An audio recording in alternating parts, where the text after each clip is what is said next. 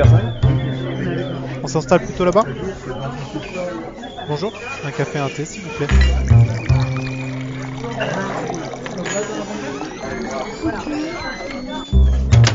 Café ou thé, c'est le temps de la pause. Bonjour et bienvenue sur notre série de podcasts Le temps d'une pause thé au café. Elle met en lumière l'actualité de notre écosystème de partenaires. Découvrez une série d'entretiens avec des experts de l'efficacité organisationnelle et de la digitalisation. SIRH, relations clients, management, solutions paye, conseil, éditeur de logiciels, cloud. Nous recevons aujourd'hui Oussem Baroumi, business analyst SIRH chez Olidis, l'éditeur de Times Square. Bonjour Oussem, merci de nous Bonjour. avoir rejoints. Tout d'abord, thé au café. Bonjour Cédric, je suis plutôt team café, donc je vais prendre un café. Très bien. Sans plus attendre, nous allons donc commencer par la première question. Est-ce que tu pourrais tout d'abord te présenter et nous parler de ton rôle en tant que business analyst chez Olidis? Alors, je suis Oussem Baroumi, je suis business analyst SIRH chez Olidis. Et avant d'arriver chez Olidis, j'ai occupé plusieurs postes dans les ressources humaines, chargé de projet RH, gestionnaire paie et responsable ressources humaines. Et tout au long de mes anciennes expériences, j'ai pu travailler sur le paramétrage et j'étais utilisateur de logiciels paie tels que Sage, Navision, etc. Et pour parler un peu de mon rôle en tant que business analyst SIRH chez Olidis, aujourd'hui, je fais partie de l'équipe produit de Olidis que j'ai rejoint en 2021 et je travaille principalement sur l'implémentation de nouvelles fonctionnalités dans notre solution de planification et de GTA Times Square, tout en suivant la ligne directrice de notre roadmap et les exigences du marché. J'adresse aussi les demandes de nos clients utilisateurs et prospects. Parmi ces nouvelles fonctionnalités et nouveaux développements sur lesquels je travaille, ce sont les interfaces P, donc l'interfaçage de notre solution avec les solutions P qui existent sur le marché. Et donc tu travailles sur l'intégration de nos solutions avec l'environnement logiciel de nos clients, notamment les solutions paye. Quelle est la stratégie de Olidis concernant cette paye? Alors, en effet, pour commencer, Times Square, c'est une solution de planification sous contrainte et de gestion des temps et activités. Donc, on commence par la construction des plannings prévisionnels des collaborateurs. Une fois ces plannings sont réalisés, c'est-à-dire AJ+1, là, on commence à parler de la gestion des temps et activités. Et vis-à-vis de l'AP, d'un point de vue produit, aujourd'hui, la stratégie de l'IDIS, ce n'est pas de développer notre propre brique P, mais plutôt de faciliter et de sécuriser le processus d'échange des données entre Times Square et les différentes solutions P qui existent sur le marché et qui sont utilisées par nos clients.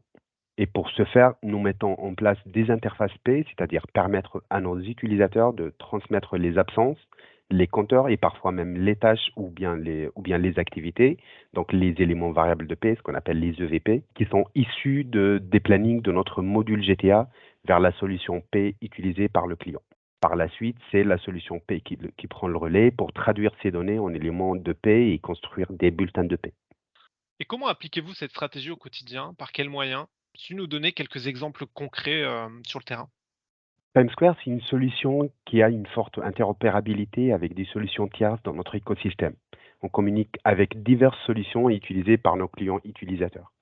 Concernant les solutions P, aujourd'hui, nous avons des interfaces P spécifiques avec 16 solutions, dont ADP, Cegid, Silae, Sage, Nebilis, Payfit, etc. On a donc des interfaces spécifiques avec les solutions P qui détiennent les trois quarts des parts de marché en France. En plus de ça, on a des exports standards qui sont disponibles, et là, je parle des exports des compteurs, des absences et des activités.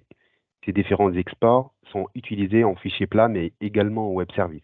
À titre d'exemple, on a des clients qui utilisent ces exports pour communiquer entre Times Square et SAP, par exemple. Aussi, nous avons lancé notre marketplace en 2022 qui intègre les solutions avec lesquelles nous sommes partenaires, dont Payfit, Nebelis, Sopra HR, côté Pay. Nous continuons de travailler à l'intégration de nouveaux acteurs. Il y en aura d'autres prochainement. Et comment on travaille avec ces éditeurs pour accompagner nos clients communs?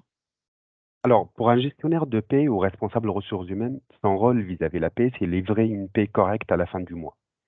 Et pour ce faire, il y a un travail en amont, c'est la préparation des EVP. Et c'est là où l'interfaçage entre Times Square et la solution paie intervient pour faciliter cette tâche. L'objectif, c'est de faire gagner du temps aux gestionnaires de paie en transmettant des données fiables et bien synchronisées avec les bons identifiants et les bons codes rubriques vers la solution paie. Chez Olidis, nous sommes en permanence en communication avec les éditeurs des solutions P avec lesquels nous sommes interfacés afin d'être le plus réactif possible en fonction des retours clients et des mises à jour des versions de ces solutions. En cas de problème d'interfaçage entre nos deux solutions, parce que par exemple un compteur ne remonte pas bien avec le bon code rubrique ou bien les dates ou les motifs d'absence ne remontent pas correctement, nous communiquons directement avec l'éditeur pour résoudre ce problème. Pour ce faire, on a des interlocuteurs techniques et fonctionnels chez ces différents éditeurs pour faciliter cet échange. On peut également passer directement par le client qui nous met en contact avec le prestataire pour résoudre ce genre de problème. On a une obligation de résultat, il faut qu'on soit capable d'injecter les bonnes données dans la bonne base. Donc si je comprends bien, on fixe le cadre de base, je pourrais dire les règles pour permettre aux différentes solutions de paille de se connecter et ainsi fluidifier les flux. Oui, lors de cette phase de paramétrage, on fixe le cadre global de ce flux d'échange de données, c'est-à-dire avec le client et parfois avec le prestataire du client aussi. On définit les éléments de liaison pour injecter les bons éléments dans le bon endroit et avec les bonnes valeurs. Le premier identifiant clé à déterminer lors de cette phase, c'est l'identifiant du salarié qu'on va utiliser pour faire cette liaison. Après, on fait la synchronisation des compteurs, des absences et parfois les activités en utilisant les mêmes codes. Pour ce faire, il faut configurer le lien entre le compteur qui est disponible dans TimeSquare et la rubrique dans la solution P.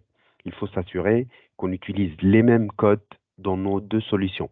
Sinon, on ne parle plus d'interface P parce que tout simplement les données ne remontent pas. Ou encore parce que dans la solution P, on parle 1 heure centième et dans la solution GTA, on parle 1 heure minute. Dans TimeSquare, on s'adapte au mode de fonctionnement de la solution P.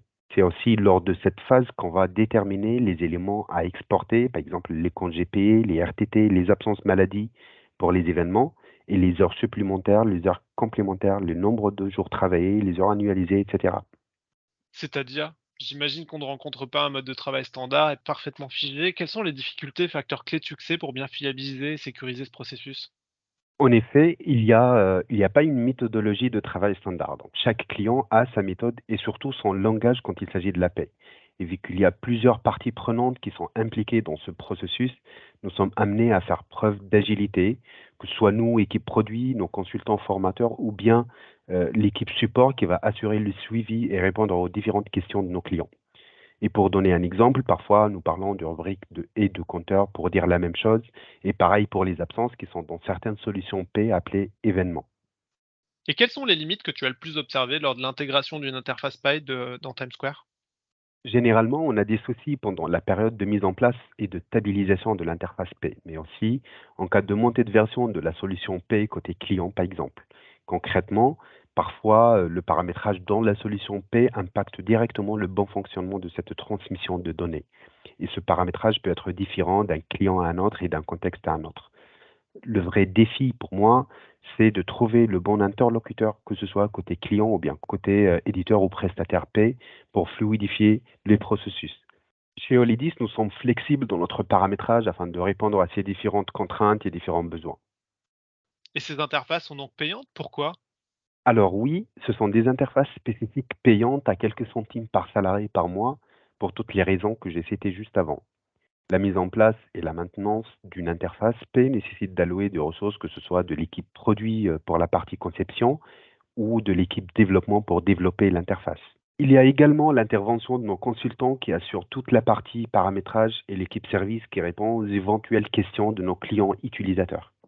Merci Oussem pour cette intervention. Du coup, nous l'aurons compris, l'interface paye s'insère dans un encadrement global d'un cirage de gestion des temps. L'interface paye est tenue de fonctionner en tout et pour tout pour l'entreprise, pour différents acteurs, que ce soit le collaborateur, le RH, le manager, la direction et même la mise en paye, donc du coup par le service financier potentiellement. On est dans un écosystème de plus en plus hybride. Et pour mieux comprendre cette ouverture et comment nous travaillons au quotidien, nous avons étudié avec Marques tous les tenants et les aboutissants de l'évolution du secteur logiciel et notamment comment mettre en place une solution pérenne, éco-durable, interopérable et surtout qui évolue avec les besoins de nos clients utilisateurs. Merci à tous pour votre écoute et à très bientôt.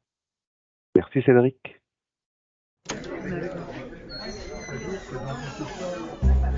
Tu prendrais bien un thé?